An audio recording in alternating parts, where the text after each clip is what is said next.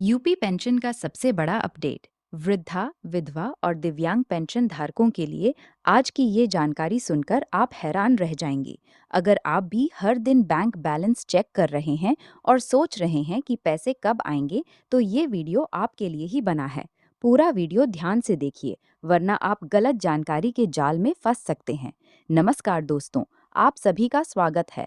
मैं आपके साथ आज उत्तर प्रदेश की सामाजिक सुरक्षा पेंशन योजनाओं की सबसे ताज़ा और साफ सुथरी जानकारी लेकर आई हूँ।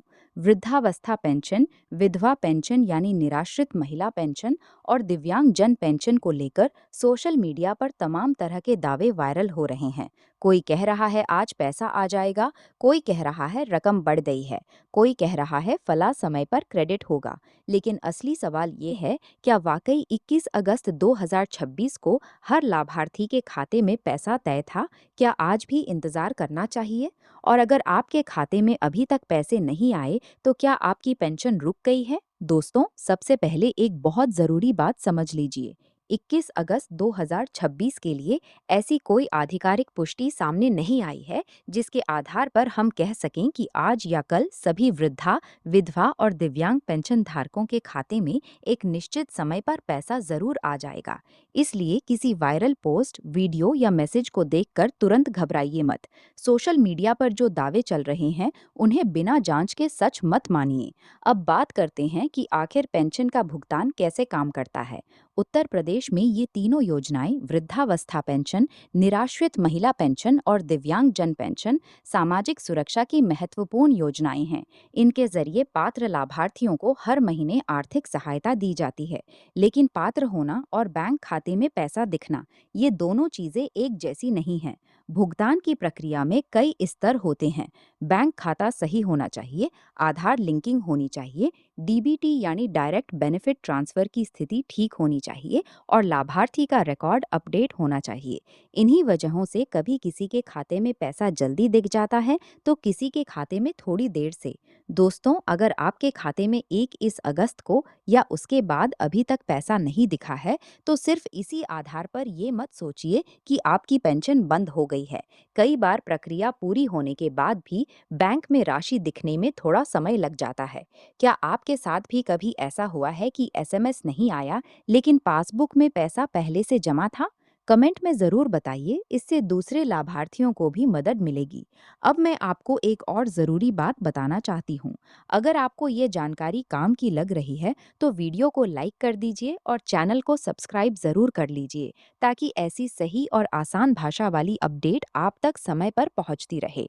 और अगर आपके परिवार में कोई बुजुर्ग, विधवा या दिव्यांग सदस्य हैं, तो ये वीडियो उनके साथ शेयर जरूर कीजिए। दोस्तों, अब बात करते हैं वृद्धावस्था पेंशन की।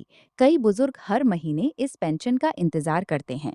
सरकारी व्यवस्था के अनुसार पात्र लाभार्थियों को बैंक खाते में सीधे पैसे भेजे जाते हैं, लेकिन आधार प्रमाणीकरण पूरा न होने या बैंक खाते में कोई समस्या होने पर भुगतान प्रभावित हो सकता है। इसलिए अगर आप वृद्धावस्था पेंशन ले रहे हैं, तो आज ही अपना आधार और बैंक खाता चेक कर लीजिए। बैंक खाते में आधार लिंक है या नहीं, डीबीटी की स्थिति सही है या नहीं और खाता चालू है या नहीं, ये तीनों बातें बहुत महत्वपूर्ण हैं।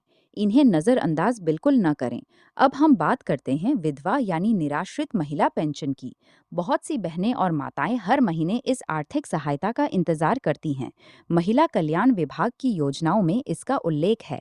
लेकिन अगर आपको कोई ऐसा मैसेज मिला है जिसमें कहा गया हो कि आज हर विधवा महिला के खाते में कोई अतिरिक्त रकम आने वाली है, तो बिना सरकारी पुष्टि के उस पर भरोसा न करें।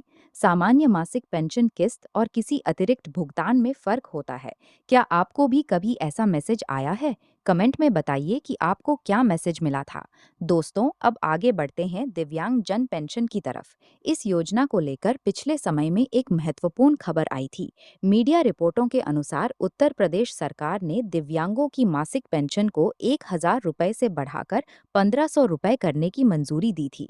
लेकिन यहाँ एक बात बहुत साफ समझ लीजिए, पेंशन की राशि बढ़ने की खबर और किसी खास तारीख को बैंक खाते में पैसा आने की खबर, ये दो अलग अलग बातें पाते हैं। अगर राशि बढ़ाने का निर्णय हुआ है, तो इसका मतलब ये नहीं कि उसी दिन हर लाभार्थी के खाते में बढ़ी हुई रकम क्रेडिट हो जाएगी। इसलिए अपने खाते में वास्तविक क्रेडिट देखने के बाद ही कोई निष्कर्ष निकालिए। अगर आपकी पेंशन पहले नियमित आती थी, लेकिन इस बार नहीं आई है, तो घबराइए मत, लेकिन इसे पूरी तरह नज़रअंदाज भी न करें।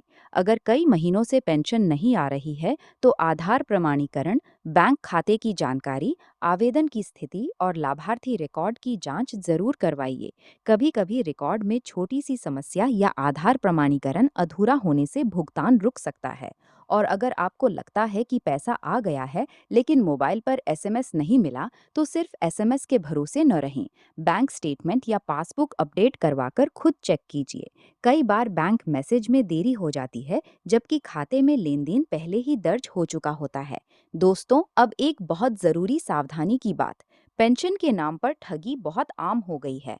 अगर कोई फोन करके कहे कि आपकी पेंशन रोक दी गई है और उसे चालू कराने के लिए ओटीपी बताइए, एटीएम पिन बताइए, बैंक पासवर्ड बताइए या किसी खाते में पैसे भेजिए, तो तुरंत सावधान हो जाइए। अपना OTP, ATM pin, bank password या यूपीआई पिन कभी किसी को न बताएं। सरकारी योजनाओं के नाम पर आने वाले हर कॉल और मैसेज पर आंख मूंदकर भरोसा करना खतरनाक हो सकता है। क्या आपके साथ कभी ऐसा फोन आया है? कमेंट में जरूर शेयर कीजिए, ताकि दूसरे लोग भी सतर्क रह सकें। अब बात उन लाभार्थियों की जिनका नाम पहले पेंशन सूची में दिखता था, लेकिन अब नहीं दिख रहा। ऐसी स्थिति में घबराने के बजाय पहले आधिकारिक रिकॉर्ड और आवेदन की स्थिति जांचें। हर लाभार्थी की स्थिति अलग-अलग हो सकती है। किसी दूसरे व्यक्ति के खाते में पैसा आया या नहीं आया, उसके आधार पर अपने खाते का अंदाजा न लगाएं। हो सकता है एक व्यक्ति का भुगतान पहले प्रोसेस हुआ हो और दूसरे का बाद में। इसलिए अपनी व्यक्तिगत पेंशन स्थिति को ही सबसे ज्यादा महत्व दीजिए। दोस्तों, अगर आपको ये सारी बातें समझ में आ रही हैं और आप चाहते हैं कि ऐसी सही जानकारी आपको नियमित मिलती रहे, तो वीडियो को लाइक कर दीजिए, चैनल को सब्सक्राइब कर लीजिए और बेल आइकन दबा दीजिए। साथ ही वीडियो को शेयर करना न भूलें, क्योंकि सही जानकारी समय पर पहुंचाना ही सबसे बड़ी मदद होती है। अब 20 अगस्त 2026 और उसके बाद की स्थिति को एक बार फिर साफ-साफ समझ लेते हैं।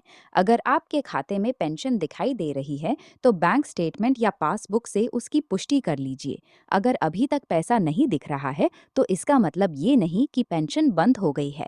बैंक खाता चेक करें, पासबुक अपडेट करवाएं, आधार और बैंक लिंकिंग देखें, डीबीटी की स्थिति जांचें और अपने पेंशन आवेदन या लाभार्थी स्टेटस को भी जरूर देखें। अगर कोई समस्या दिखे, तो संबंधित विभाग या नजदीकी जनसेवा केंद्र से संपर्क करें। अगर पिछली किस्त मिल चुकी है, लेकिन इस बार अभी तक राशि नहीं दिखी, तो कुछ समय बाद फिर से बैंक स्टेटमेंट चेक कर सकते हैं। दोस्तों, अब आपसे एक सवाल पूछना चाहती हूँ। आपके खाते में पेंशन की राशि आई है या अभी भी इंतजार है?